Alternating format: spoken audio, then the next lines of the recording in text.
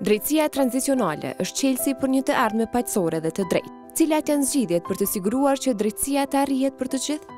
Për të adresuar shkeljet e të drejtave të njerëzit, është e rëndësishme të kemi gjykime të drejta dhe procese penale që mbajnë përgjegjës autorët e krimeve dhe ofrojnë drejtësi për viktimat. Reparacionet janë thelbësore për rindërtimin e jetëve të viktimave. Ndër të tjera, këtu përfshin kompenzime financiare, mbështetje psikologjike dhe sociale, veçanërisht për gratë e komunitetet e nënpërfaqësuara. Reparacionet kanë rëndësi simbolike dhe juridike, ato adresojnë nevojat fizike, psikologjike dhe sociale të viktimave të konfliktit, si dhe sigurojnë drejtësi për integrimin e tyre dhe të familjarëve të tyre në shoqëri.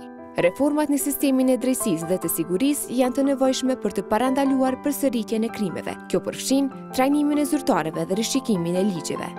Zbatimi i këtyre zgjidhjeve, ndjekja penale, reparacionet, perspektiva gjinore dhe reformat institucionale mundëson ndërtimin e një të ardhme të drejtë dhe paqësore.